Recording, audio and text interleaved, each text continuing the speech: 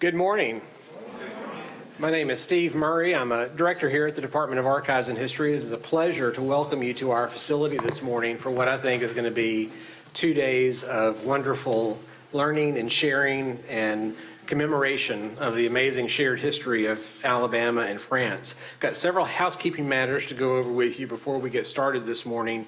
You should have received, if you registered for this event in advance, you received a bicentennial lapel pin when you came in this morning at the front desk. Please be sure you wear that this morning. We are oversold for this event. So if you pre-registered, you received one of those pins, and that is your ticket to get in here to the main room. We do have an overflow room for other arrivals. We're going to have some more registered people who will come in later today. We want to try to be sure we get everybody in here that we can. Also, if you would, note your program. Let's just quickly review a couple of things. One of the things you're going to notice if you have started looking at this is that we have a tremendous amount of content packed into a relatively brief schedule.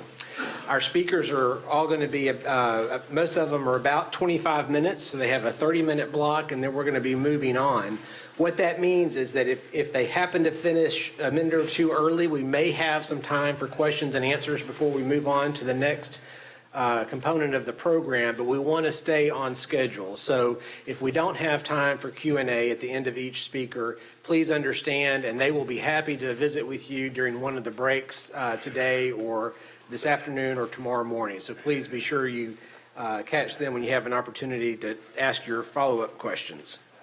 Also note session 4 this afternoon that begins at 1:30. That is our first session after lunch today on the vine and olive colony and the fantastic wallpaper that we have in the third floor of this building associated with that story.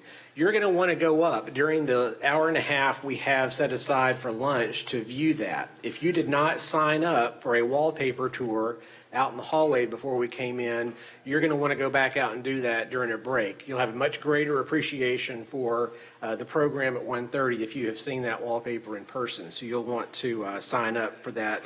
That sign-up sheet's located on a table back out in the main hallway. Tours for that will be at 12:30 or 1 o'clock. Those are your two options, and those will leave from the main lobby. Is Graham? We'll point him out when we get to the noon hour, but we'll show you the staff member who's going to take you up there. But you'll follow the masses up to the third floor. I hope you'll also, during that time, during the lunch hour, enjoy some time in our second floor museum galleries if you've not seen them before. You want to be back here in time for the program, but you're welcome to visit any of the other exhibits in the building during our break times today. Also, if you're going to attend the tour at Fort Toulouse tomorrow afternoon, please sign up for that. There's a sign-up sheet on the same table out in the hallway, and that's the fort's about a 30-minute drive from here. We will break at noon tomorrow. That gives you an hour to get some lunch, and it gives you an hour and a half to get some lunch and drive out to the fort if you'd like to participate in that tour, which will be led by Ned Jenkins, who is our first speaker this morning. Our teachers who are in attendance, if you're a classroom teacher and you're here today, would you raise your hand? I want you to look around at the number of hands who are here, and let's thank them for coming to this program during their summers to improve their professional knowledge of these important aspects of Alabama history. You will receive a professional development credit certificate. Those will be available for you to pick up on Saturday. Your attendance throughout the whole program is required to receive those. In addition, we will have a special program at 8:45 in this room tomorrow morning. It's a 30-minute overview of educational resources provided by our agency for classroom teachers. All of you are welcome to attend that if you'd like to, but it's a special invitation to our classroom teachers who are attending to that 30-minute program at 8:45 tomorrow morning. If you are registered, if you have not previously registered as a teacher, if you're here but you've not let us know that you're a classroom teacher, please see Wes Garman over here at the right side of the room, and he will be sure you qualify for that professional development credit. Our restrooms and water fountains are located right across the lobby outside the entrance to the auditorium. We'll have some refreshments out here in the hallway. You pass them on your way in this morning. There'll be refreshments during our break, and that is where at lunchtime you'll pick up your box lunch, and then just after you pick up your box lunch, you'll turn right into the adjacent room, and that's where we've got tables set up for lunch. You're also welcome to come back in here if you need to spread out and have a little bit more room. We encourage you, if you're a social media practitioner, let your friends know that you're here today and that you're enjoying the program and the fantastic things you're learning with those hashtags that you see on the screen there. We also have a survey today. We really appreciate your feedback. We want your feedback. It helps us to improve future programs here. Were those handed out in advance, Amy? The survey forms? Okay, so you should all have a survey form, and we ask you to submit that to us before you leave this weekend. Also now want to thank our sponsors to this program, the Alabama Bicentennial Commission and the Alabama Humanities Foundation, both very important partners of ours in putting together this program. They are making it available and allowing us to keep the cost very reasonable. Essentially, your registration cost helped us to cover the food, and everything else, including bringing in the fantastic expertise you're about to enjoy, was made possible through the generous support of the Alabama Humanities Foundation and our partners at the Bicentennial Commission. That brings me to really the occasion for this and how this notion of Alabama's French connection came to be. Alabama is preparing to mark its bicentennial in 2019. And if you're not already aware of the Alabama Bicentennial Commission's activities, you'll want to visit their website, which is alabama200.org, to learn about the amazing array of programs that Alabamians will be able to enjoy between now and December 2019. There will be symposia like this one. There will be traveling exhibits, multiple traveling exhibits that are going around the state. There are major documentation and digitization programs underway that are going to provide additional resources to citizens online. Special programs and festivals celebrating who we are as a people, our fantastic arts and music and food traditions. There are going to be many, many opportunities for you to plug in, and we want you to be aware of those moving forward. When we started thinking about a symposium, a bicentennial symposium for 2017, three important anniversaries immediately sprang to mind. One is the tricentennial this year of the establishment of Fort Toulouse, which is going to be the focus of our first session this morning, an incredibly important turning point in Alabama history. And I think of it in some ways as the locus that is really the birthplace of Alabama history in many respects, marking its 300th anniversary this year. It is also the bicentennial of the congressional land grant to French expatriates who were given land in West Alabama and Marengo County to establish the vine and olive colony, and this extremely ambitious notion that they could grow olives and grapes in West Alabama. That didn't work out quite the way it was envisioned, but it was the genesis of an amazing chapter of our history, and that's part of the story that you're going to learn about today. And then it's the centennial of America's entry into World War I. And that pivotal moment that ushered in a new world order and gave a new role to the United States and gave many Alabamians their first opportunities to think about their role as global citizens and participants in these very large currents that were shaping the world that we live in. The coincidence of those three anniversaries could not go unmarked. And so we started thinking about those, but also the many other points of contact between Alabama and French history, and the notion of this symposium was born. We want to think about the next 2 days, this special shared history that has spanned more than 3 centuries and how it continues to affect our economy and who we are and the way we celebrate and throw parties even today. So thank you for being here and part of that. We have with us a special guest today. Thomas Tugulescu is the Deputy Cultural Attache for Educational and University Cooperation at the French Consulate in Atlanta. Thomas holds a master's degree in European and International Studies from Toulouse University, and so this makes him eminently qualified to bring to us greetings from the French government as we open these 2 days of reflecting on our shared history. Thomas, please bring greetings.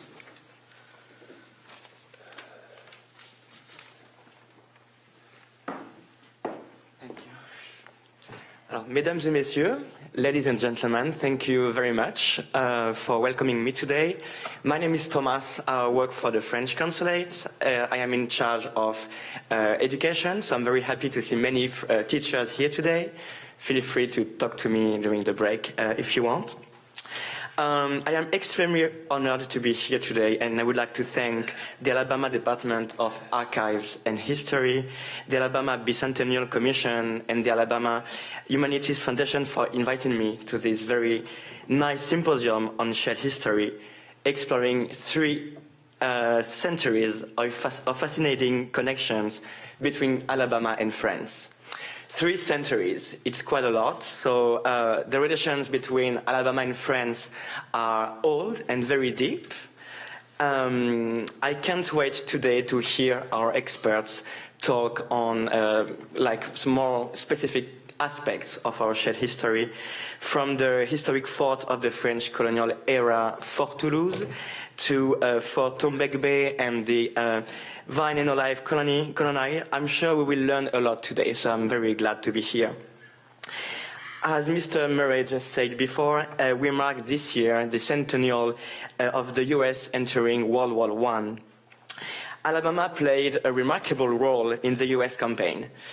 After the famous 42nd Division, the Rainbow Division, was activated in August 1917, the 167th Regiment, composed of National Guardsmen from Alabama, distinguished itself in many campaigns, so notably in Champagne, in Château-Thierry, and in the Battle of Croix-Rouge Farm in July 1918. So the Croix-Rouge Farm will remain a major achievement in our common history.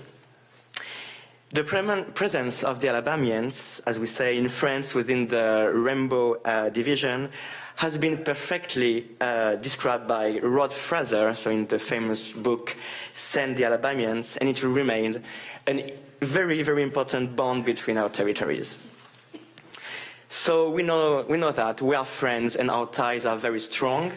We have an honorary consul in Alabama, Maxana Nichols Lefebvre, so she is from Alabama, and we're very proud to have her as an honorary consul. And economically speaking, we have Airbus, which represents strong ties between France and Alabama. So again, many things between us. So this fantastic symposium is a great way for all of us to learn a lot and more about our shared history. I'm very proud to be here today, and a message from an old friend, from across the Atlantic. Happy birthday to Alabama, and enjoy the symposium. Thank you so much.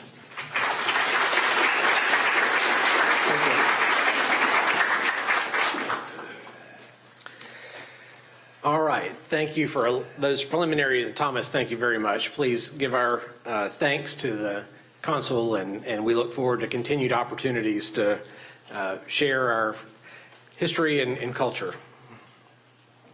All right. This is the moment you've been waiting for. In addition to the tight time frames we have for each of the sessions, we're going to keep our introductions very short because we want to allow them as much time as possible at the podium. I'm going to begin by introducing all 3 of the speakers who were part of session 1 this morning. They are a triumvirate of extraordinary knowledge and expertise on the story of Fort Toulouse. First up is Ned Jenkins. He's a senior archaeologist at the Toulouse Fort Jackson Park.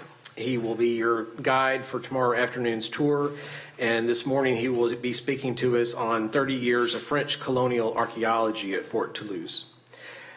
Following Ned will be Dr. Craig Sheldon, who is Professor Emeritus of Sociology, Anthropology, and Geography at Auburn University, Montgomery. He will be speaking to us on Walls of Wood, Earth, and Friendship, Forts and French Diplomacy in 18th Century Alabama. And bringing up the closing out session 1 will be Dr. Kathryn Braund, who is the Hollifield Professor of Southern History at Auburn University. She's the author of Deerskins and Duffels, The Creek Indian Trade with Anglo-America, 1685 to 1815. And she'll be speaking today on Delenda es Carthago, Ukil Mosul. Did I do it okay, Kathryn? All right. Please welcome Ned Jenkins.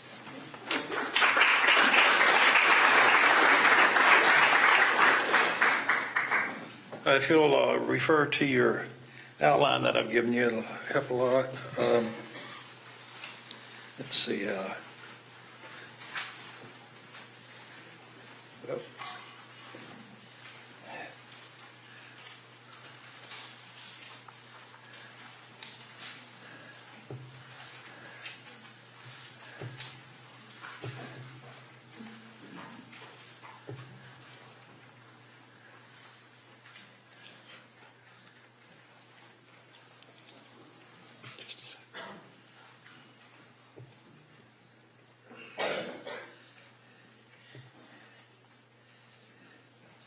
I'll go ahead and start talking while you're doing that. This is a very important year for Fort Toulouse. This marks the 300th anniversary. 2017 marks the 300th anniversary of the building of Fort Toulouse. And a lot of history and archaeology has passed prior to the building of Fort Toulouse in terms of Europeans in this region. First European being Hernando de Soto in 1540, who had a great influence on Indian culture in this area. And from 1540 to 1717, archaeologists refer to this as the proto-historic time frame, which means European contact without effective colonization or day-to-day interaction.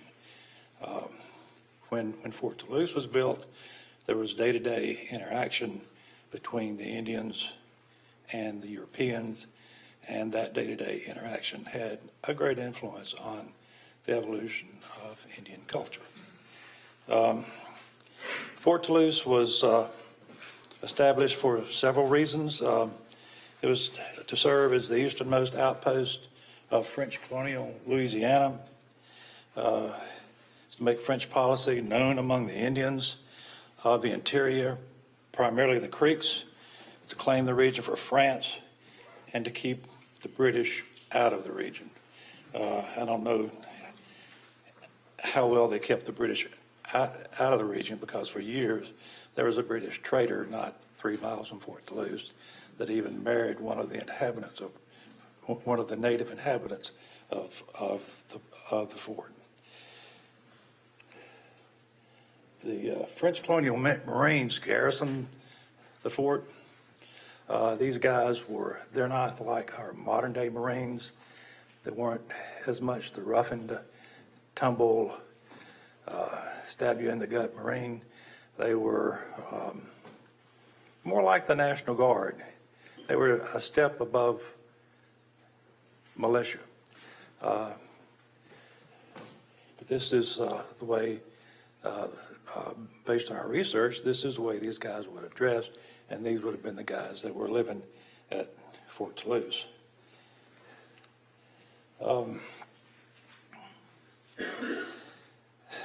The deerskin trade was many times when people mention Fort Toulouse, or I read a comment on it, it refers to Fort Toulouse as a center for the deerskin trade.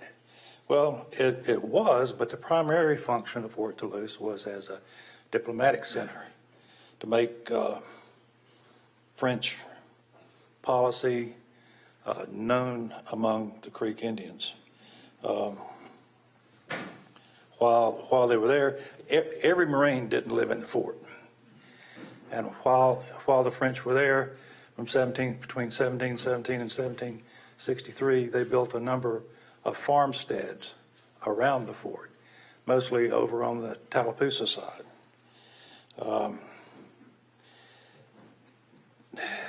One reference says that there were 24 families there with kids, and the average number of children of each family was 4.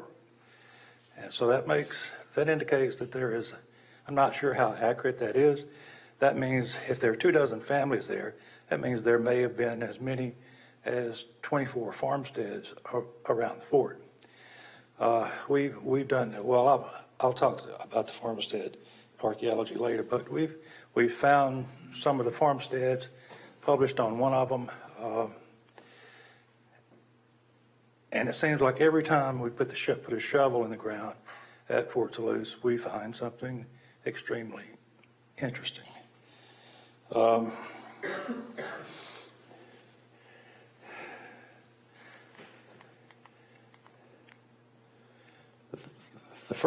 first two forts were built right up here on the edge of the Coosa River. Let me give you a little bit of orientation first. This is the Coosa. You can see that little orange dot. The Coosa River along this side.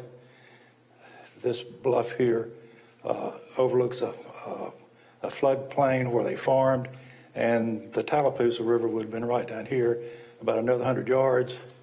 The Alabama village of Pecana was over in this area, and this region right here had been occupied intensively by the Indians for about 2,000 years. So there is a lot of archaeology there besides the French and the War of 1812 forts, archaeology going back, intense archaeology, major villages going back to around the birth of Christ.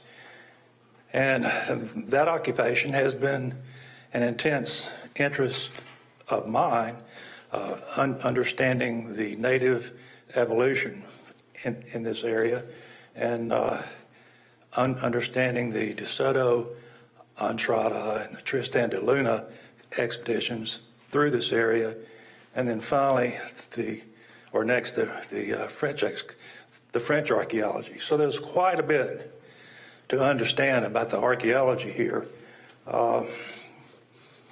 It's no small. It's not really a chore. It's actually a lot of fun and a huge puzzle. We've excavated one farmstead here. There are French artifacts over here, which means that this whole area was several farmsteads, maybe as many as 24 families living here. But everybody couldn't live in the fort. Only the unmarried soldiers would live in the fort, and possibly the officers.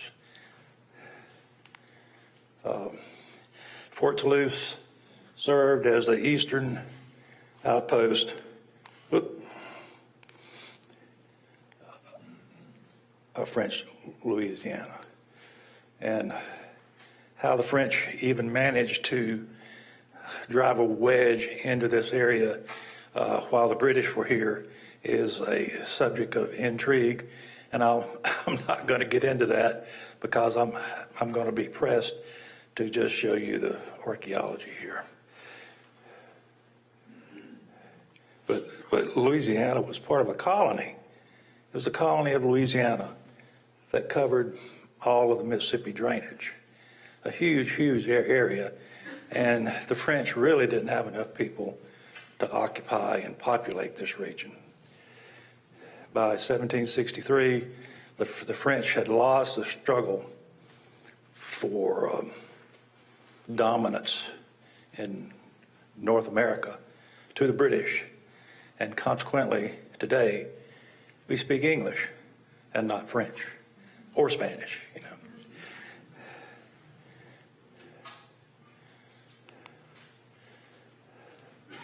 The occupations I'll be talking about today are the three French forts, the French farmsteads, the Alabama Indian village of Pecana, and the recreation of, or the rebuilding of the third fort. The third fort is a fort that we found first, and that is the center, the rebuilt version of Fort Toulouse 3 is the center of our living history program. This is a product of many years of excavation by Greg Wazikoff, Jim Parker, Craig Sheldon, myself, Dick Krause at the University of Alabama. I've been quite lucky to have quite a few very excellent archaeologists working with me. But this is the barracks building here that we've recreated. We've excavated almost all of this fort, and it gives us a pretty good picture of what it would have looked like. This building right here, we think was the commandant's quarters, and there were cannon platforms on each flanking angle in each bastion. The archaeology of the fort, you can see how when these people built a building, they would dig a footing ditch, put upright posts in it, well, about a meter apart, and there was infill in between those posts, which I'll show you in a minute. But you can see the fireplaces. There's a double fireplace between each of the two rooms. Now, the lower part of the fireplace is the only part of it that was built out of brick. The rest of it was built out of sticks and mud. This is where we started the recreation of this building, and it's standing there when I took this picture. Oh boy, that looks an awful lot like the archaeology. So, which I suppose it should if we were going to get it right.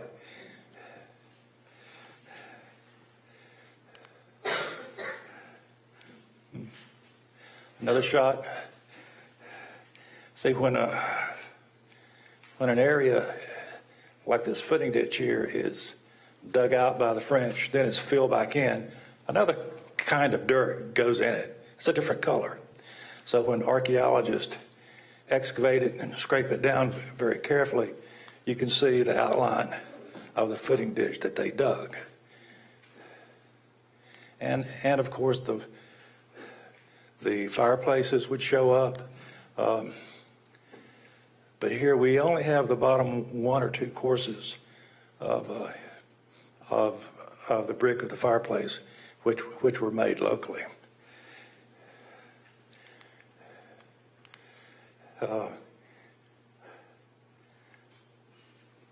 This is a door from one of well, it's what's left of a burn door. It took us a couple of days to actually figure out what this was, because none of the archaeologists working at the time had ever excavated a door.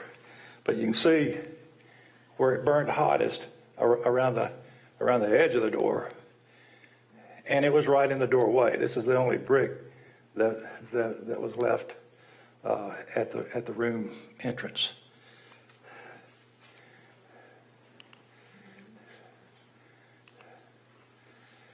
These are workers pouring the foundations for the chimney.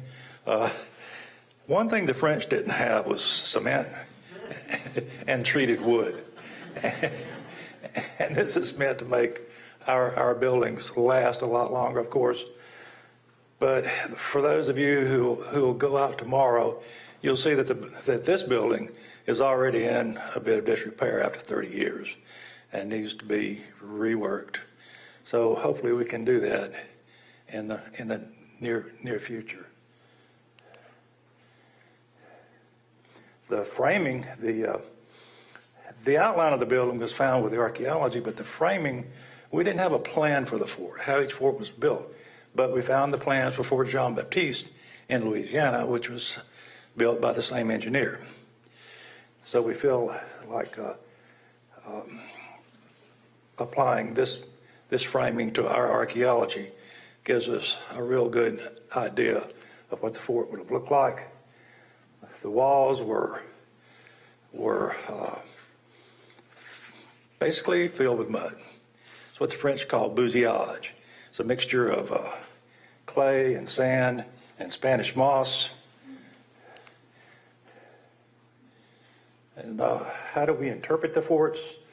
Through archaeology and the literature search, and we combine that with something called living history, where we research the way these people dressed, the way they lived, what they ate, the kind of weapons they used, the kind of tools they used, and present that to the public.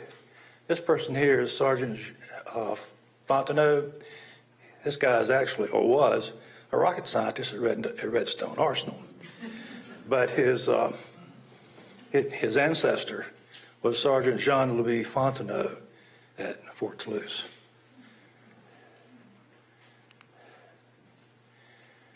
And a lot of research and good people, we think, produces a great living history program that interprets the fort. And we research the foodways. The living history people here literally try to immerse themselves, become the people who are at Fort Toulouse when they walk through the gate. And we use reproductions. There's the oven here. It's a Quebec-style oven that we built. Works pretty good. This gal here has been cooking in that oven for about 20 years now. She does a pretty neat job. We're quite lucky to have these people. We try to grow the same crops that they grew. First and second fort excavations. Well, for the longest time, we thought this was the first fort. But when Craig and I went out there to excavate a few years ago, we went closer to the riverbank and found another fort. This fort here has a double wall. It's about, how far across is that? About 30 feet? 30 feet? No, it's more than that, more like 60 feet. Yeah, 50? Okay. This is a wall of the second fort. You can see when they tore the second fort down, they threw a lot of refuse and they pulled out the post and put garbage in the footing ditch. And we can tell a lot by the people who were living here by the garbage that they left behind. Here we are tracing the edge of the Fort Toulouse moat. This is Dr. Dick Krause with the tan. Well, they've all got tans. Actually, our crew this summer were Palestinian guys from the University of Alabama. These were Dick Krause's field school. One of them's name was Jihad.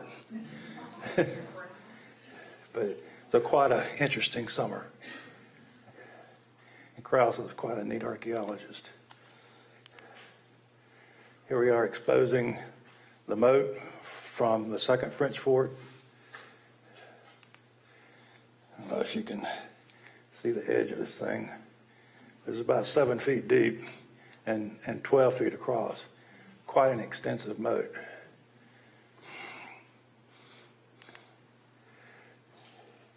Here we are at, this is the powder magazine, which Dr. Sheldon and I excavated a few summers ago.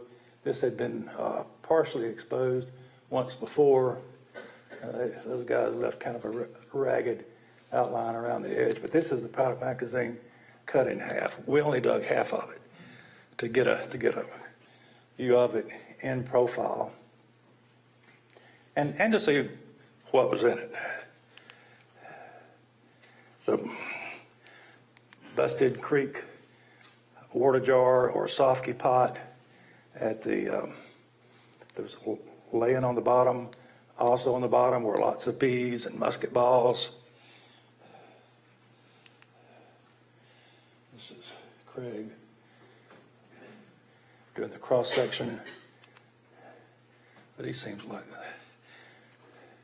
more stuff on the floor, musket balls, beads, potsherds. This is an Indian celt that was used for working wood and for digging.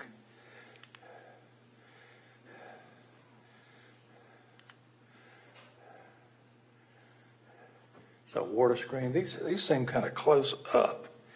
Can we do something about the? Where's the technician? This seems like it's kind of close up.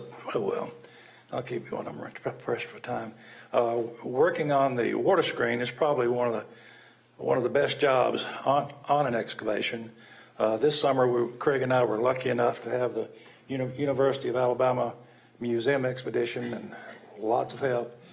And you can see all the hands in the water screen. The water is pumped from the river by a 5-horsepower pump. And we have a 1/4-inch mesh. There are 2 levels to the screen, a 1/4-inch mesh and a window screen. And it recovers, that technique recovers most of the garbage that we're looking for. And we're literally looking for garbage.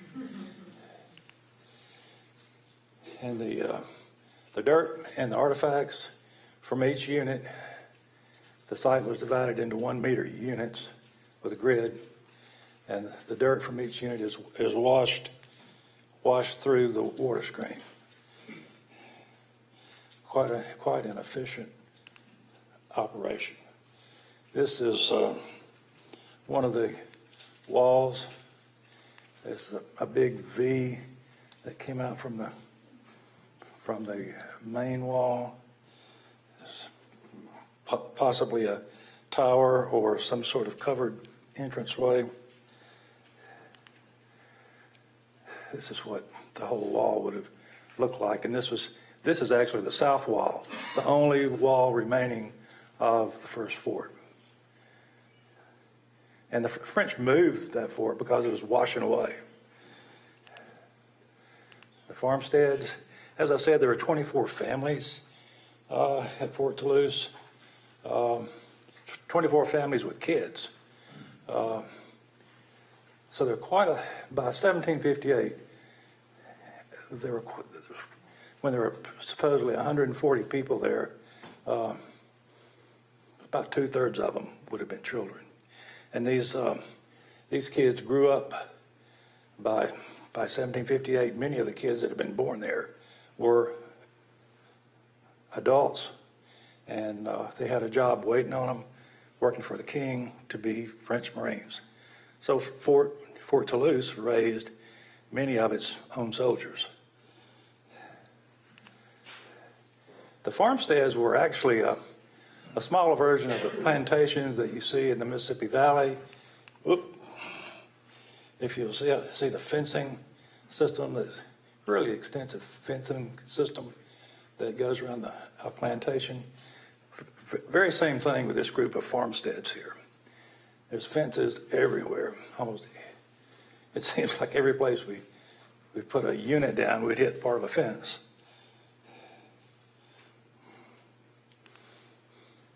And this is farmstead excavation here. Maybe starting as early as 1722, these farmsteads were used continually, and the number of them increased between 1722 and 1763. This one, the last building built here was this one. You find an earlier building going across this way. And this thing here is a corral, a fenced-in area probably for a work area or possibly to hold animals. Again, this is the last building built here. And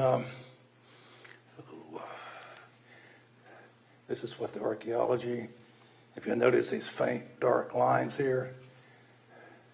The earliest buildings here had the lightest colored walls. The later in time you go, the darker the walls become, or the stains become, because there's more organic material dropped that would color the contents of the fill that went back in the ditch.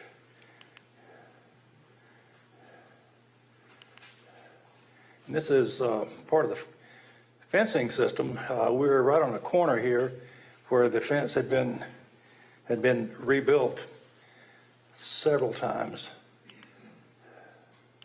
And a few shots of the village. We've done a little excavation of the village area here. These houses are based on excavations at Attache, which is about 20 miles away. And we've put our living history people in them after. These outfits represent quite a lot of research.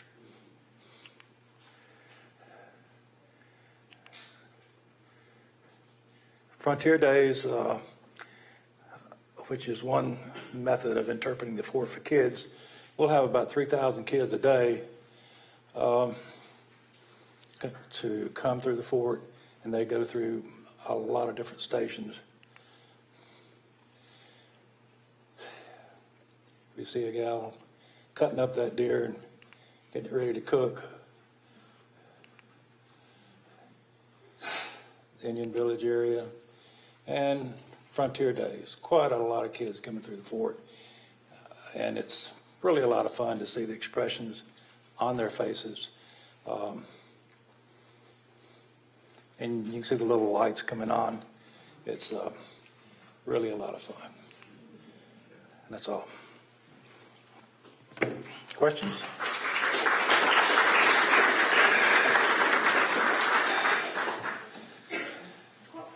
What was the material that was used on those farmhouses where it has something that looks like metal, but then it has posts down it for the roofing? Well, the roofing could be several things. It might be straw like they were in Europe, but it's possibly cedar shakes, or even possibly palmetto. On the first Indian houses that we built, we used palmetto. We got a Homa Indian to show us how to put the palmetto up. And that palmetto had to be replaced about every 4 years, but it kept the water out very nicely. Is there any evidence of the composition of the French families at the farmsteads? Were they French women or Indian wives?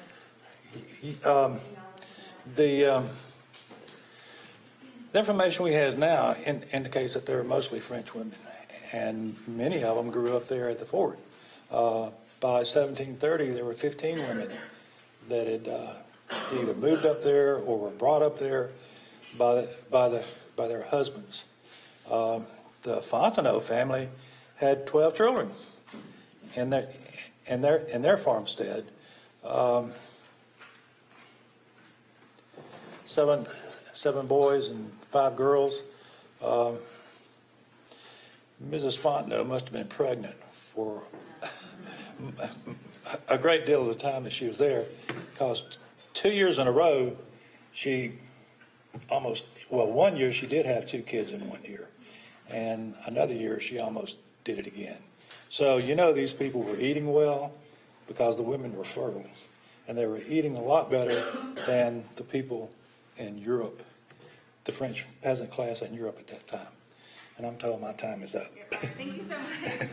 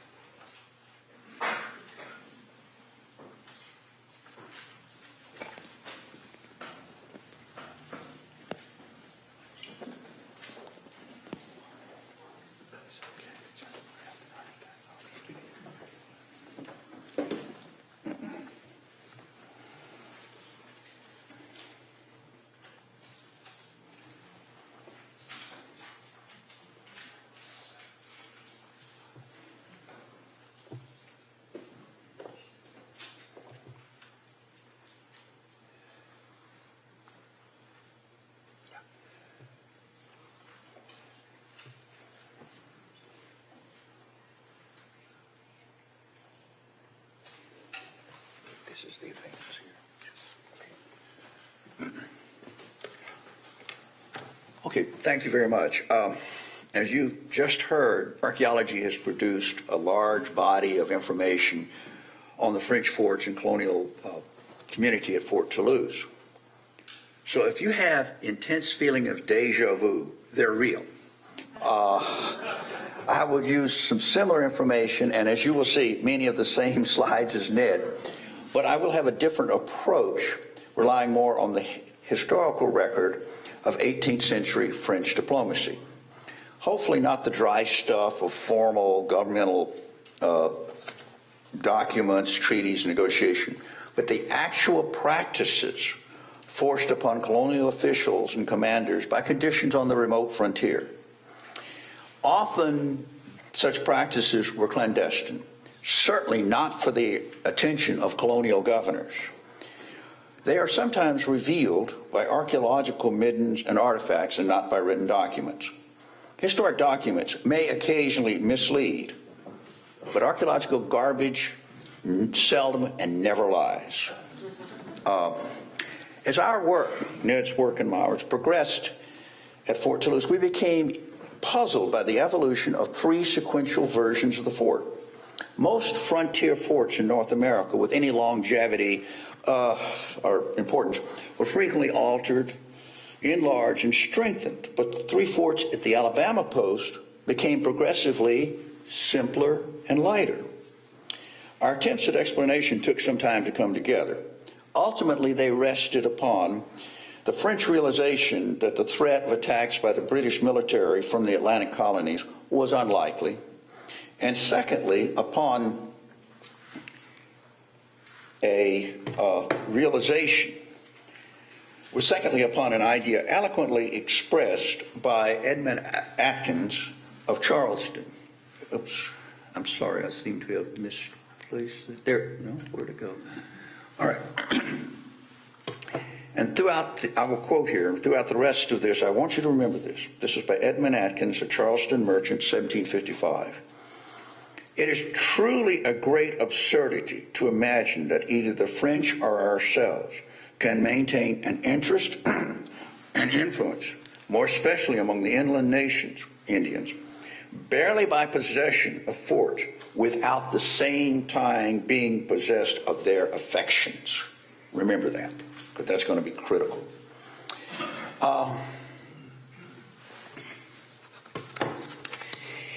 The Fort Toulouse at the Poste d'Alabama in central Alabama was one of the most important of small frontier forts which extended French influence and military power throughout southern Louisiana in the 18th century. As the easternmost major settlement of the French regime in southern Louisiana, Mobile, established 1702, soon faced war with the Alabama Coasati Indians and an ongoing intense rivalry with the English colonies on the Atlantic coast. These colonies never hid their ultimate intention of extending control to the Mississippi River and severing southern Louisiana from the remainder of the French regime. This is one of my favorite maps. There's a bunch of British maps like this done during the time in which they simply took the boundaries of their Atlantic colonies and just drew a line. And later used that as proof that they owned it. So, I mean, it's just conquest by map. Restricted to the Gulf Coast, French authorities in Mobile were hampered by distances, shortages of personnel and supplies. Now, in the early 18th century, Indian populations in central Alabama recovered and had grown substantially by incorporating refugee native groups into a loose, multi-ethnic, multilingual alliance, ultimately known as the Creek Confederacy. Never really acting in a uniform manner, this alliance did observe general political neutrality towards the French and English colonies. In 1813, Pinnacle wrote, quote, "The Grand Chief of the Alabamas begged Governor Kathryn at Mobile to grant peace. They proposed to have a fort built in their village at their expense, the kind that would be suitable for French people." Further inducement came in 1715 when relations between the Creeks and the English colony of South Carolina shattered violently during the Yamasee War. Moving just in time to preclude British and Spanish claims to the area at the junction of the Coosa and Tallapoosa rivers, Governor Kathryn dispatched soldiers and supplies in boats under the command of Lieutenant de la Tour over 320 miles up the Alabama River in 1717. The strategic location agreed upon by the Alabamas and Lieutenant de la Tour was on a high terrace on the Coosa River, 6 miles above its junction with the Tallapoosa River.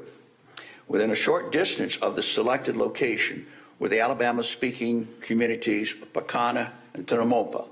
And within a 10-mile radius, there were at least 6 Alabama Creek towns with population estimates of 200 to 300 warriors.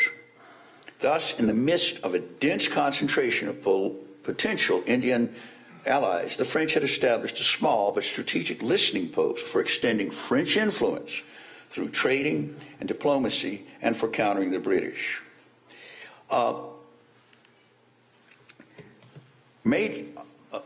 Archaeological excavations at the Alabama fort between 1972 and 2009 uncovered 3 French forts, 2 domestic compounds, a blacksmith forge, and extensive fences, as well as sites of nearby Indian communities, as Ned has just so eloquently pointed out.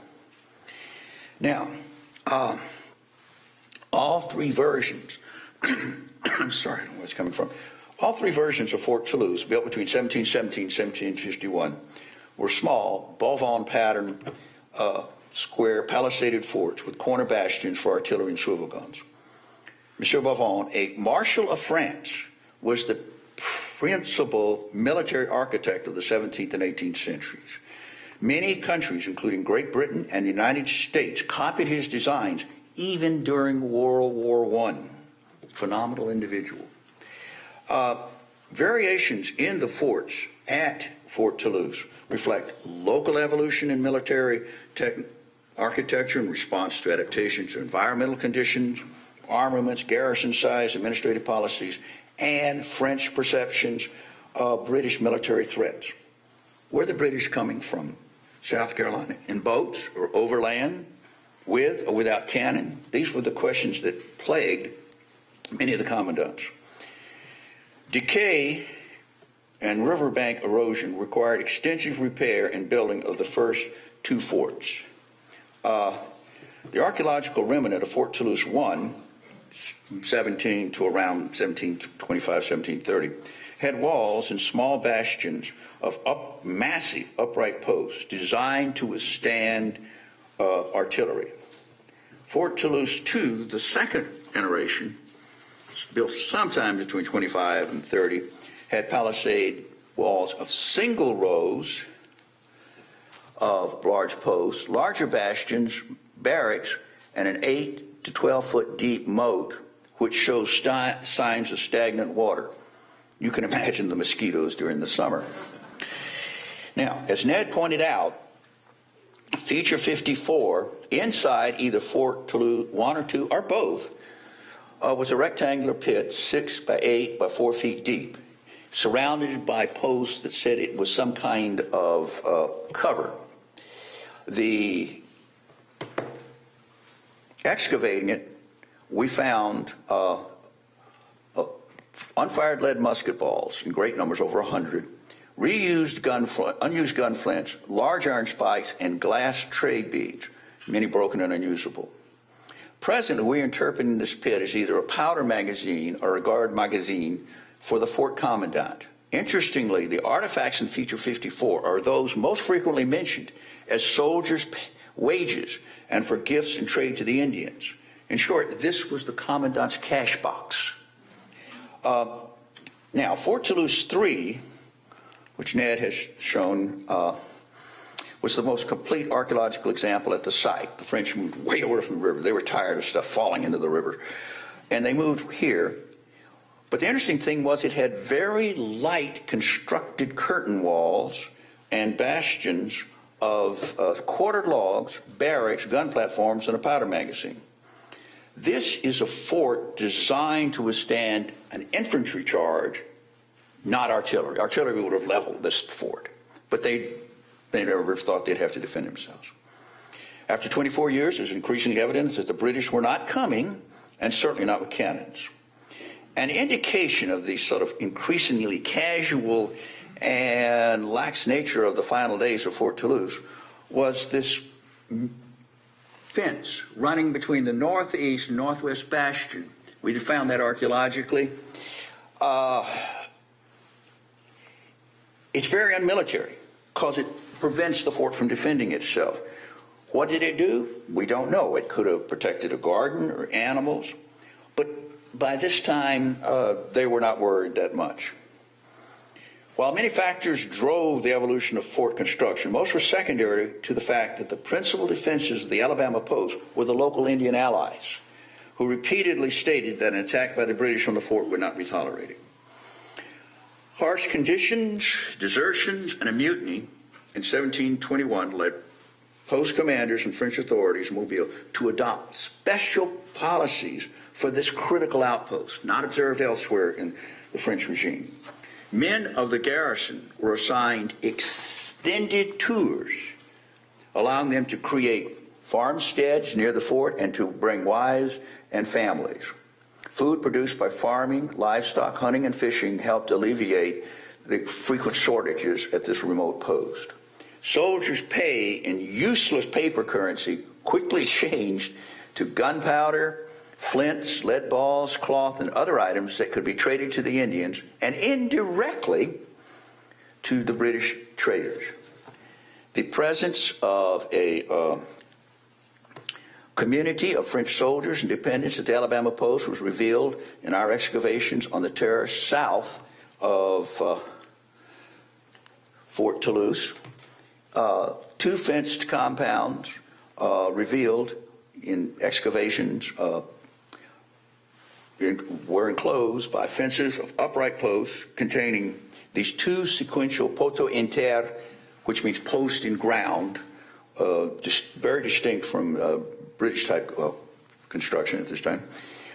Such poteaux inter fences houses were easily built by unskilled workers using simple tools and locally cut logs. These houses would be very similar to still standing versions in the Louisiana area, and this is one. It took me a while to find it, but it was built after the French, but it was built by French people. So their houses might have roughly resembled this, except for the roof. Most of the material cultural items found in the French farmsteads were part of a typical 18th century frontier assemblage of wrought iron nails, hinges, latches, lead balls, gun flints, French faience, redwares, and other ceramics, and bottles and glassware.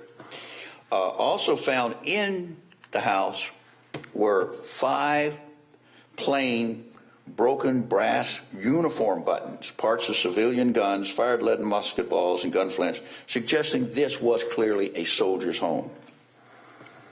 On the northwest side of the second compound, which may have been a corral, there was an open-sided structure or shed which covered a concentration of broken bricks and a nearby large pit containing slag and forge waste. Blacksmith forges were frequently located away from major structures such as the fort because of the danger of fire. The importance of this forge will become important in a few moments. Our excavations also uncovered a maze of upright posts and footing ditches or fences. They are commonly found in archaeological excavations, as Ned just pointed out, and in temporary sketches of colonial settlements in Louisiana. Literally hundreds and hundreds of feet of these kind of fences. Must have been the bane of teenage boys having to dig all these fences. Some of the shorter fences may have controlled animals, while longer ones functioned to prevent French livestock from entering Indian gardens, and/or they may have marked individual French landholding. That's something we're still investigating. Now, it's very doubtful that the local Indian allies ever recognized these boundary fences as marking permanent ownership, and choosing instead to allow the French the temporary privileges of using Indian lands. Between the circle of homesteads and the fort, there was a vacant area, which Ned and I found, with no artifacts, no features, and we're interpreting this as a area of military purposes, a free fire zone, and perhaps as a livestock's common. Greg also calls reconstruction of the economy and culture of the mostly self-sustaining community of soldiers and dependents is the best available. By 1755, the resident French population had grown to an estimated 140 people, with men in the majority. As Ned pointed out, the garrison size, never very large, ranged from about 13 to 50, averaging some 40 soldiers. While some men may have been transferred in from other French forts, much of the garrison was replenished through enlistments by sons of the families there, sons of soldiers. Apparently, enlisted men were expected to build their own houses, while single men lived in their father's house or in the barracks. Enlisted men, non-commissioned officers, once they had completed their sentry, fatigue, and other duties, were allowed to work on their farms and livestock and to engage in trade with the local Indians. The juxtaposition of a French civilian community within such a short distance of an Indian one, the Alabama town of Wakana, was, if not a universal policy of French colonial officials, and an ingenious one, certainly an advantageous and a necessary one. Now, I'd like here to briefly digress away from Fort Toulouse to the realm of higher foreign relations, economics, and policies on the part of the two contending colonial powers in the Southeast. The cost of shipping regiments across the Atlantic was high. It was a dangerous passage, often resulting in the loss of men, horses, and equipment. As a result, both Great Britain and France sought to use less expensive Indian allies as military surrogates. Great Britain, in the midst of the Industrial Revolution, was producing an incredible variety of manufactured items. In the 1980s, Elizabeth, my wife, and I went to England on 3 separate trips to research 18th century factories producing a variety of goods that we had found in Creek graves. Some of these were the small bells, often used for sheep. They, in England, they were used for sheep. They were sent over here, and the Creeks oftentimes used them for dance purposes. You can see the remainder of the thing that held them around the waist. We found the Whitechapel Bell Foundry. It's the oldest continuously operating business in Great Britain. When we were there, it was still operating. It recently went on the market. I tried to convince my wife to buy a thing. Did not go very well, but it was a fascinating place because once they got their methodology working, they never changed. This is the place that produced the bells for Big Ben. They produced our Liberty Bell before the Colonials broke it. They produced it. We had a fabulous tour there, and you can imagine, if you look down here in this corner, this is a bell called a horse bell. It comes from Fussahatchee. You put them around the neck of your horse and turn them loose, so when you wanted to find them, you do this. And I was walking up a staircase, and I ran into those. Virtually identical. They're still making them today for a variety of uses. They're still using the same molds and everything else. Came around a corner, and here was a 1783 lathe and parts of the components for casting the bells and turning them. Still being used. They saw no reason to change. That type of technology, as crude as it seems today with our robotic factories, doesn't seem like it's very productive. It was. Long hours, low pay, and everything else, but with systems of mass production, they were able to just produce a large amount of stuff. A similar example were English cast brass sewing thimbles, often used by Southeastern Indians as ornaments. In the 1780s, according to London trade journals, gang molding was producing 6 million thimbles a year. An astonishing figure when you consider the population of Great Britain at that time was 2 million. Obviously, this is an export market. These items, these thimbles have been found in North, South America, Africa, and Asia. Finally, let's look at flintlock rifles and muskets, the most important trade item on the frontier. France, with its larger population and greater natural resources, mostly operated on a gunsmith artisan production. That's the two guns on this slide. A gunsmith would make an entire musket, or maybe a team of 2 or 3 would make a musket. If the French needed more production, they simply trained up another gunsmith. Went to the peasants and grabbed one, give us your son, we'll make a gunsmith out of him. And they trained him up in this fashion. Their quality was excellent, but their productivity was low. The British also produced very high quality guns, but there were also contractors, such as the famous Wilson family, who produced cheaper but serviceable trade muskets. They would contract for different gun parts. And thank you. They would get gun locks from Switzerland or Belgium. They would get different parts, and then they would have line workers put them together. Sort of like the Sears and Roebuck of production. Estimates are that they produced over 100,000 of the Carolina-type guns over there, the so-called serpent guns. Now, the British, through packhorse tradesmen or residential traders, were able to provide a wide range of manufactured goods in exchange for deer hides. They excelled at production. They had to, their resources were so little, they had to increase the technology. They excelled at production, but their delivery system was flawed by misbehavior of many of the traders. I equate it with sort of like living with a surly Walmart. And now, going back to the French officials at the fort were perpetually short of goods for gifts to the Indian leaders. Alliances with local Indian allies through expensive, time-consuming diplomatic gifts, negotiations, and meetings by fort officials were often achieved or strengthened by simply daily interaction on many levels between individuals and families in the two cultures side by side. Shortages in the French community were supplemented by local barter, reciprocity in food, raw materials, products, and services with the Alabamas. French and English trade items are commonly found at the nearby site of Pacana. Local Indians were paid for maintenance labor on the fort and trade goods.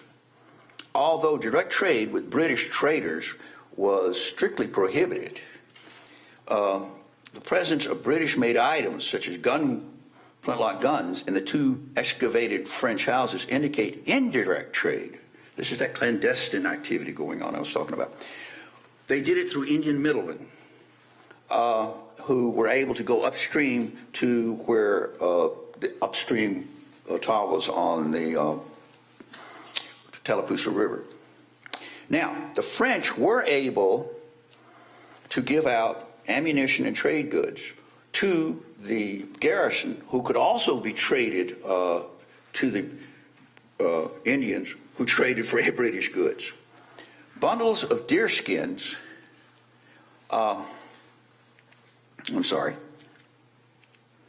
bundles of deer skins were traded from Indian to European, from European to Indian, and from Indian to Indian. They were like the cash in a very complex economy.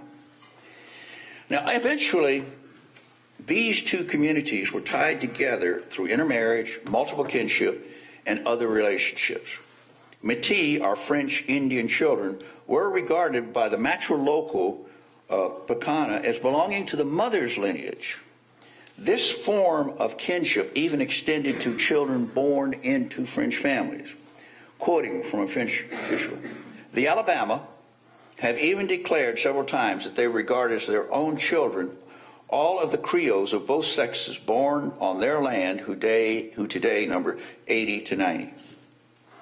2 to 3 generations of children grew up in the creation of many multilingual individuals in both communities who could serve as interpreters for French officials.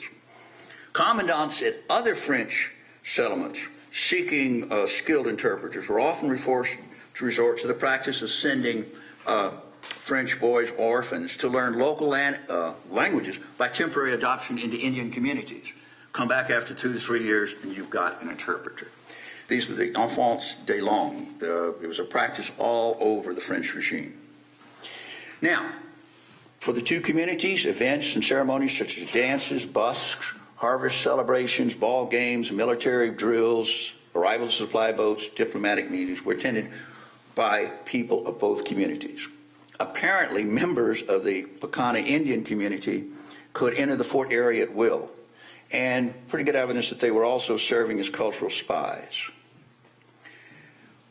Vaudreuil advised that a commandant, a commanding officer, should be appointed who understands the Indians, would at the same time be capable of governing as a good Pierre de Famille, father of the family, the people who dealt there.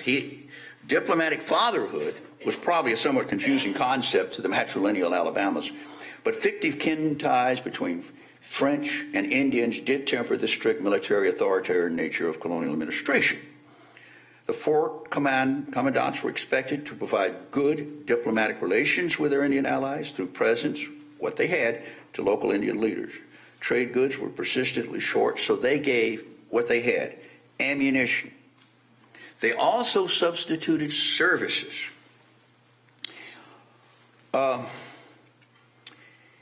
Such as commandments to the fort's blacksmith to repair all Indian guns free. They didn't have the guns, but you could provide repair service. Now, this French practice was decried by Edmund Atkins of Charleston, but it was one he urged the British to adopt. If your musket broke, British traders would probably sell you a new one, but the French would repair it. The commandant was expected to act as a legal intermediary in disputes between Indians and French soldiers and civilians, and to prevent abuse of the Indians. Several commandants lived with Indian women, frequently of important lineages, a sort of passionate diplomacy. Despite their continual interaction, the village at the Alabama post and nearby communities of Picana and Tamaulipas never became a single coalescent entity with a homogeneous culture.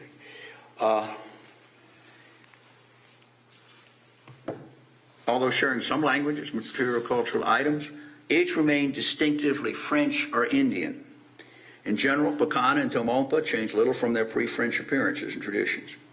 Over time, the French village may have undergone a process of adaptation similar to creolization, as described by Doughty, but it remained a European recognizable community, due in part to the authority, discipline, demands of the fort. Okay, winding up. In 46 years, the small forts and community at Fort Toulouse were never attacked by the British or the Indians. Decay, erosion, and shortages of supplies were the principal enemies. Had the three forts been built of masonry, brick, they would have served their military, trade, and diplomatic functions a little better. The practice of pairing nearby French and Indian communities seems to have worked reasonably well here.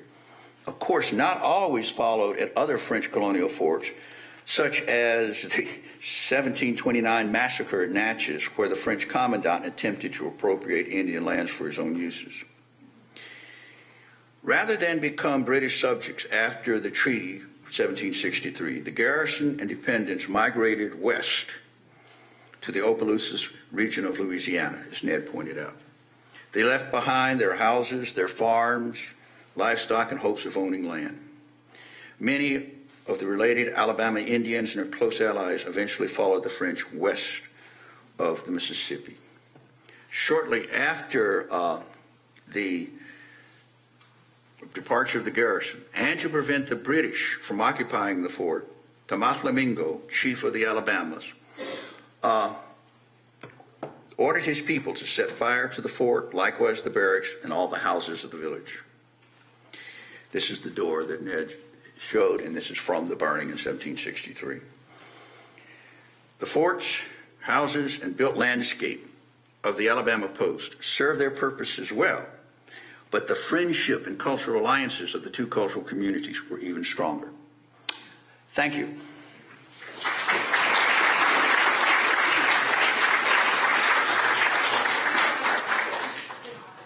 What? We don't have time for questions. Okay.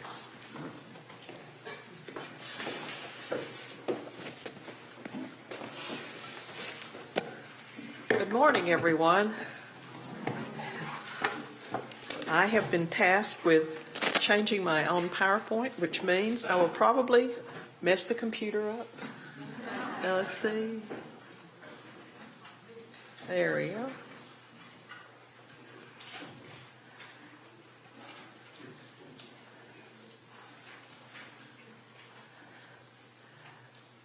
What am I not doing right? Someone help. You need to close this one out. Okay, I'll let you do it then. Let me take that while you do it.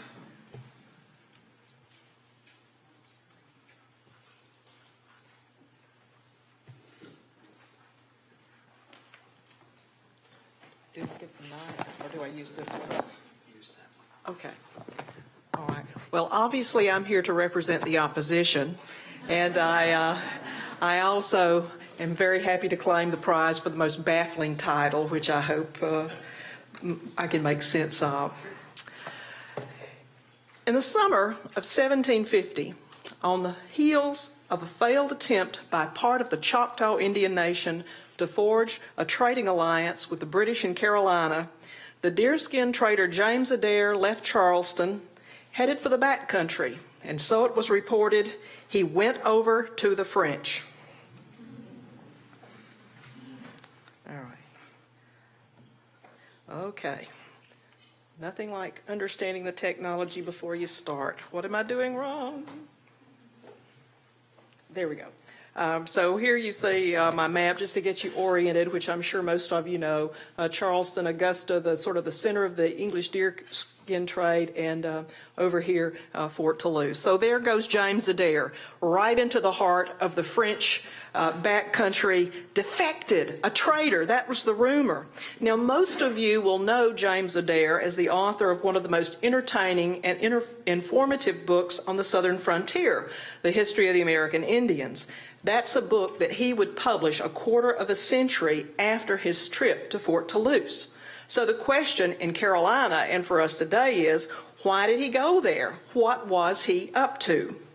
Well, at the time, Adair was enraged, absolutely enraged by the terrible losses that the English Choctaw faction had suffered in a disastrous civil war that had forever ended hopes, so it was believed, of an English Choctaw trading alliance. Now, that bloody war, fought from 1746 through 1750, played out against the larger Anglo-French conflict known in America as King George's War. Adair was convinced, and he was on the front lines of this battle in the Choctaw Nation, he was convinced that several Charleston merchants, including the governor of South Carolina, had traded with Mobile during the war, had actually sent Carolina ships down to Mobile, traded with the enemy during a time of war. It meant that the most powerful men in South Carolina had committed treason. And I think that's what Adair was up to. He was trying to get evidence to prove this. And that action, he believed, had cost the colony and the British, English, Choctaw allies the opportunity to truly cripple the French presence in Louisiana. Adair was not alone in his suspicions, but alas, he could not prove it. And his book, published long after that event, he was still fuming at the South Carolina elite, who he believed had failed to adequately support what was widely known as the revolt of the Choctaw from French to English allegiance. And he had helped engineer this and had put himself on the front lines of that effort. The devastation of the Anglophile Choctaw faction posed a security risk to Britain's southern colonies, and was, in Adair's mind, not simply a diplomatic failure, but a moral one. But failure it was, and the dastardly French, or as he personified them collectively, Monsieur, had won that bitter contest. Now, it is outside, totally outside the realm of possibility that Adair would have seriously considered becoming a French agent. He hated the French. Nor is there any indication that the French trusted him. In fact, they hated Adair. What is clear is that for 3 weeks in the summer of 1750, he was a prisoner or guest at Fort Toulouse, depending on whose story you read. He claimed that the French intended to ship him to Mobile and to put him on trial for all the consequences of the Choctaw War. But Adair, ever resourceful, behaved like a desperado against their garrison and managed to escape. He eluded not only the French soldiers sent after him, but parties of allied Alabama Indians sent to recapture him. In the process, he lost his sidearms and his horse, but he did make it to safety. And fortunately for us and for our reading pleasure, that's the case. Adair's successful escape meant that he lived long enough to publish his masterful account of the southeastern Indians, but long before that, to prove to his fellow South Carolinians that he was indeed a loyal British subject and a knowledgeable backcountryman well versed in Indian diplomacy and warfare with strong ideas about how to sock it to Monsieur. It is hard to overstate the fear and indeed the visceral hatred felt by British colonists against the small settlement at Mobile and the weak forts Toulouse and Tombeckbee. That feeling, or those feelings, grew out of a series of long and complex wars, both hot and cold, that the two empires waged against each other throughout the 18th century, and indeed dipping back into the 17th. There were cultural differences. There was the economic rivalry. There was national pride. It pitted Protestants against Catholics. It was visceral, and it permeated every policy decision made by British planners in the 18th century. The mistrust, the suspicion, and the mounting paranoia combined to whip anti-French and anti-Catholic sentiment to a frenzy in the early 1750s as the renewed war for territory and indeed for survival seemed inevitable. And this was not a one-sided affair. For their part, the French worked just as hard to undermine and counteract British activities in the backcountry because their survival depended on it as well. So today, I would like to briefly focus on the activities of two British subjects whose efforts against the French threat were mere sidelights to their larger contributions to Alabama history. Usually when we talk about these men, we talk about what they left us as intellectual productions. And of course, the first one, done it again, is James Adair. And I do encourage everyone to rush out and buy the copy of his work that I edited. You'll enjoy it, I'm sure. It's an astounding first-hand account of the Southeast, and I really think that the episode of the Choctaw War was the impetus for him to start writing the book, which he expanded over several decades afterwards. And the second person I want to briefly discuss today is William Bonar, whose geographically challenged map of the Creek country is a masterly example of 18th century cartographic art, and I guess probably my favorite map of the Creek Nation in the 18th century. All right, the title. To many, the contest between these two great European empires mirrored the contest between ancient Rome and Carthage. British men who had been educated in the classics identified themselves or their empire, their rising empire, with that of Rome. And during these periods of intermittent wars with France, they took up the battle cry of the ancient Romans, repeatedly uttered by Cato the Elder in the Roman Forum, "Delenda est Carthago," Carthage must be destroyed. Why? Because, as those who studied ancient history knew, and I'm quoting now, two such cities as Rome and Carthage cannot long exist under the same sun. One must soon submit to the other. If Rome does not destroy Carthage, then Carthage will destroy Rome. Thus, Carthage must be utterly destroyed. And so believed the English colonists and indeed British policymakers. The French, Monsieur, had to go. This played out, as Craig mentioned, cartographically. And I know it's very difficult to see this map online or here, but you can, at your leisure, go to the Library of Congress website and see these maps. This is a very interesting map that was produced during the as the 7 Years' War was breaking out. And I want to call your attention to some of these little comments in the Atlantic Ocean.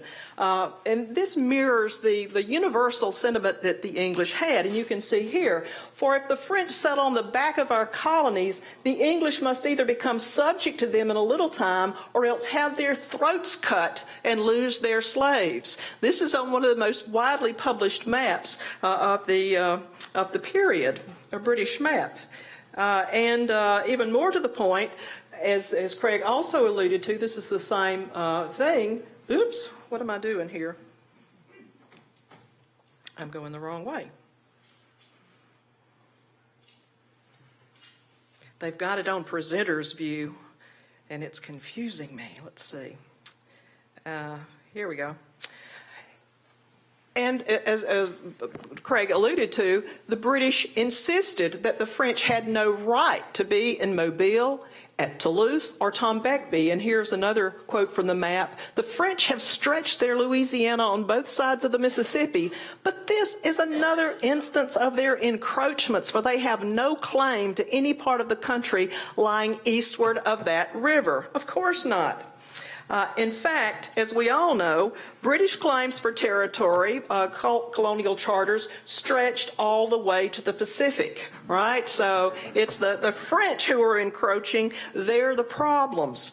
And of course, where we're rapidly going to in my talk is the outbreak of the 7 Years' War, which is really this contest for territory east of the Mississippi. And I'm sure you remember very well from your school days, it was in May of 1754 that a very young George Washington moved the Cold War that had followed King George's War from cold to red hot, when he and his Indian allies engaged a small detachment of French soldiers at Jumonfield's Glen and killed the surviving wounded after they had surrendered, a highly problematic battle, to say the least, since the French were on a diplomatic mission. And from there, as this war heats up, it's all downhill for the British. The first campaign is led by General Edward Braddock, who headed toward the Monongahela the following summer to an inglorious defeat by a better French army. And Braddock's defeat, which is the name of the battle, led to devastating raids in the Northeast the following year, and Anglo-American anxiety escalated in direct proportion to British setbacks. In Georgia and South Carolina, Fort Toulouse, which as you see here, Ned was just asking me about this. The French are there, but everybody knows that the English have settlements all over the Creek Nation and that the French are mere usurpers. This was the thing that worried the southern colonies, Georgia and South Carolina. The Alabama garrison, as it was widely known, was especially feared and hated. Now, James Adair, in his various writings, noted that the fort had long been directed by skillful officers who industriously applied their mischievous talent in impressing the Indians with false notions and inflamed them against the British. The diplomatic skill of the French, together with their liberal distribution of corrupting liquors, according to Adair, produced strong anti-British feelings across the board. Well, that and the fact the English were constantly encroaching on Indian lands, but that's for another day. The fact is the Creeks had allowed the French to build a fort in the heart of their country, and they refused to run them off, even though the British constantly suggested this would be a good thing to do. It was a perpetual source of British frustration as well as suspicion. The great fear in Carolina and Georgia was that their trading allies, whose towns they had stores in, the Cherokees, the Creeks, the Chickasaws, would revolt against them and not merely tolerate the annoying French presence, but go over to the French and take up arms against the British colonies in time of hot war. Now, Captain Raymond de Mere, who was a Huguenot immigrant, who served admirably in the British Army and was the commander at one of the British forts in the South Carolina frontier, summed up the sentiment pretty well to Governor Littleton of South Carolina in November of 1756. He wrote, "It appears to me that the whole fate of Carolina and Georgia both depends on the friendship of the Cherokee nation, for if they revolt and join the French, all our interest in the Creek nation will consequently fall and cease. And the French, with those two strong allies, Creeks and Cherokees, and the great and numerous nation of the Choctaws, already lost, would compel by force every nation of Indians on the whole continent to join them. And the result would be the devastation of Britain's Atlantic colonies." Every thinking man in the backcountry, English backcountry, feared such a thing. And it was around this time that the inhabitants of Augusta, Georgia, drew up a memorandum in which they set forth the defenseless character of the settlement and the likelihood of Indian attacks. The fear was real, the concern was real, especially in this time of devastating world war in which Britain and France were locked in this very desperate struggle. Almost every citizen of Augusta signed that memo. Facing such a menace and relatively unprotected by fortifications or British troops, the colonists did not hesitate to prepare for the worst by doing the things they could. They gathered intelligence, they attempted to undermine French credibility among the Creeks and Cherokees, who were their customers and friends. They spied on the French at Fort Toulouse and Mobile, and they kept very close watch on any Indian known to be in contact with the French. Carolinians and Georgians were constantly sizing up French fortifications and troop deployments and ship movements. South Carolina Indian agent Daniel Pepper relayed information on French troop strength that he had gathered from a Cherokee and Shawnee delegation who visited New Orleans and Mobile. His main informant had reported to him that there were no more than 500 men in Mobile's garrison, and at New Orleans they could only count 200 after observing them for several days. I'm not sure that's correct, but that was the report. More importantly, from a variety of informants, Pepper was pleased to report that the French suffered a scarcity of goods and nothing except provisions and a little ammunition had been received at Fort Toulouse during the past year. And he assured the governor, "I am constantly on the lookout and have a strict guard upon the motions of the French at Toulouse." In fact, in early May, Pepper had deployed William Bonar on a reconnoitering and mapping expedition to Toulouse. Disguised as a pack horseman wearing his worst clothes, Bonar had assured Pepper that the fort was, what we all know from the archaeology, a place of no strength and might at any time be surprised by a very small body of men. Bonar's spying expedition is perhaps best remembered not for the intelligence he reported, but for that beautiful, map. I'm getting ahead of myself.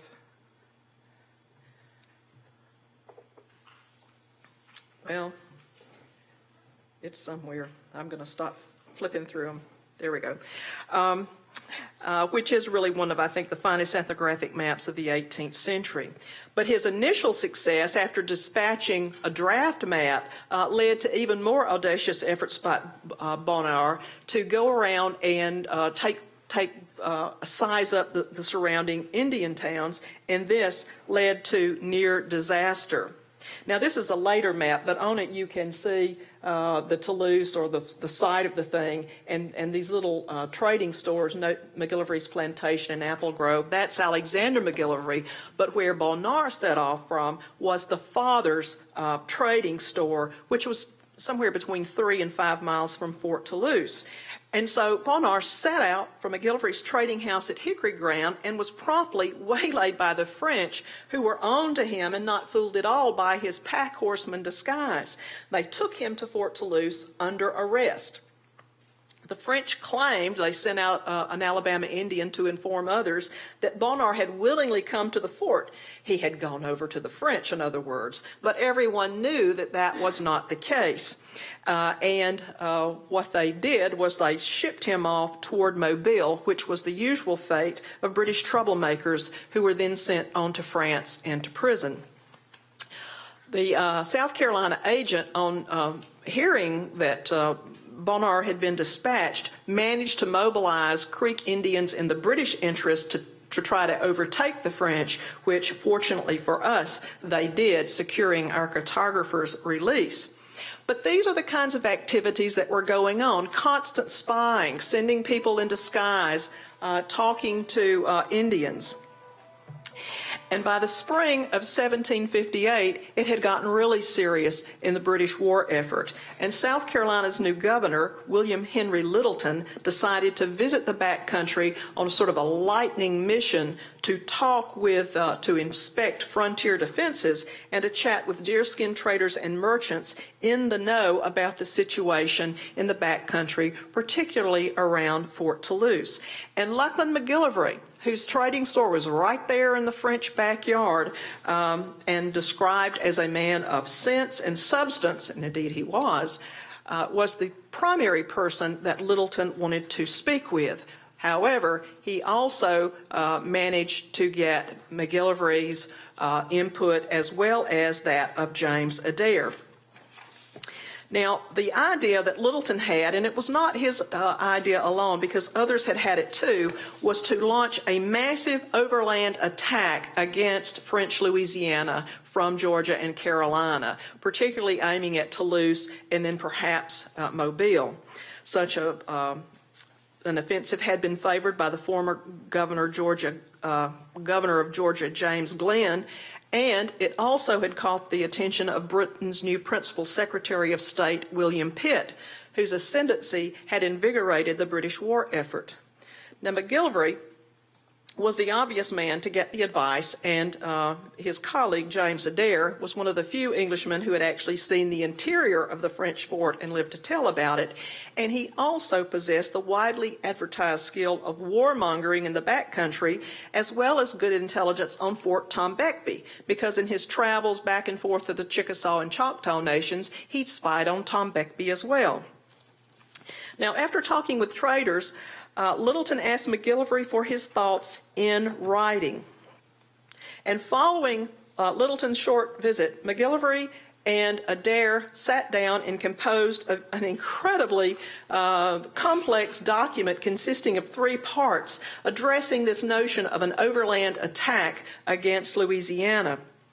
As McGillivray's biographer, Edward Cashin, noted, the emotional, exaggerated style of the document is that of James Adair, our Francophobe historian. And that's one reason I really love Adair, his emotional, exaggerated style. And here's what they said in this long position paper. Both of them agreed that British possession of Mobile and or New Orleans would certainly be attended with the most advantageous consequences to the British interest in America. They then recounted the danger of France's sly insinuations among the leading southern tribes, pointing out that it was dangerous to the British interest that so cunning an enemy should have the ear of so contiguous, fickle, numerous, and martial nation as the Creeks. So you have cunning Frenchmen and fickle Creeks. It's a deadly combination. What to do? They're not silly, these men. They proceed to give the leaders what they want, which was their recommendations on an overland approach. But they managed to point out along the way the almost unsurmountable and needless difficulties and expenses that such a campaign would involve. Indeed, they suggested, in their opinion, it would take an army of 6,000 men, half of them to be daring, hardy, active, and good gunmen, such as could run in ambush after the manner of the Indians, to even get anywhere near success. Because it's true, while the fort might have been easily taken, and I think this is where Bonnar's report misled them, that's not the thing you have to worry about, because a British army marching overland into the Creek Nation would have been seen as hostile by the Indians, and so you would be having to fight all the Indians as well. So in addition to finding 6,000 troops in the southern backcountry, they recommended hundreds of horses and what amounted to a king's ransom in supplies and equipment to equip this expedition. Furthermore, they advised generous shipments of presents to the Indians, hardened sugar plums, as Adair characterized them, to be doled out to the Creeks as well as to the Choctaw and Chickasaw to keep them in line and buy their loyalty. In fact, they would have to come up with Englishmen who would be assigned to lead Indian warriors against the French, to raise Indian auxiliaries to assist them. And of course, James Adair was the proper man to warm the hearts of our brave, friendly Chickasaws. And concerning the Choctaw, those French Indians, the pair noted that what can be effected with the Choctaw, Adair can do it, for he in the last war set them on, monsieur. In what is clearly James Adair's voice, the document revealed that there could be no real danger in serving God and country as soon as honor sounds the trumpet. They were ready to go. But they did point out the recommendation that thousands of men on an overland campaign had the obvious effect of pointing out the impracticality of it, and they did mention the disastrous defeat of Braddock's cumbersome overland campaign, obviously suggesting that maybe that really wasn't the way to go.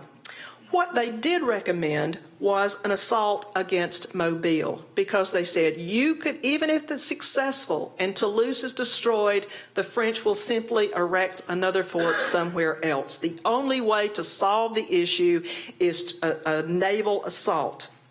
And in conjunction with that, they suggested that Adair and other traders would be primed to have Indian spies in place to meet British troop ships when they arrived in Mobile, and also that these ships could carry Indian allies. This solves the manpower issue. Once landed, the British force could then march north, and I love this one, reduce Tom Begbie Pigpen to dust.